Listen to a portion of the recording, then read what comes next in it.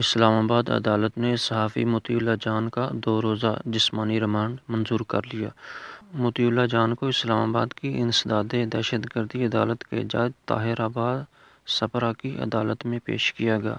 اس سے قبل انسداد دہشت گردی عدالت نے مطیع اللہ جان کے ریمانڈ کی درخواست پر فیصلہ محفوظ کرتے ہوئے انہیں اہل خانہ سے ملنے کی اجازت دے دی تھی۔ اسلام آباد پولیس نے صحافی مطیع اللہ جان کو انسداد دہشت گردی عدالت میں جج طاہر آباد سپرہ کے سامنے پیش کیا تھا۔ سماعت میں پراسیکیوٹر راجہ نوید کی جانب سے مطیع اللہ جان کو 30 روز کے جسمانی ریمانڈ کی استدعا کی گئی تھی۔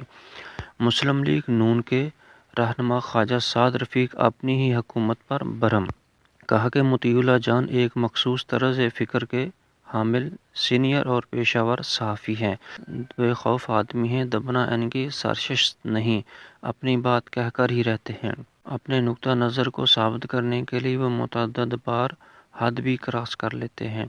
ان سے بہت سے ایشوز پر اختلاف زیادہ اور اتفاق کم ہوتا ہے۔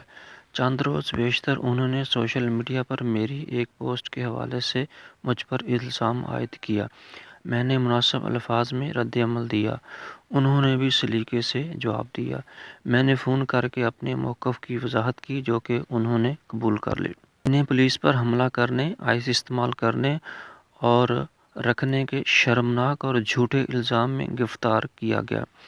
اگر ان پر فیک نیوز کا الزام ہے تو مقدمہ بھی اسی الزام کے تابع درج کیا جاتا، لیکن عمران حکومت میں رانا ثناء اللہ خان کے ساتھ ہونے والی زیادتی نہ دہرائی جائے۔ آپ پروفیشنل صحافیوں سے نہیں لڑ سکتے، ایسا نہ کریں، اس میں سے خجالت کے سوا کچھ نہیں ملے گا۔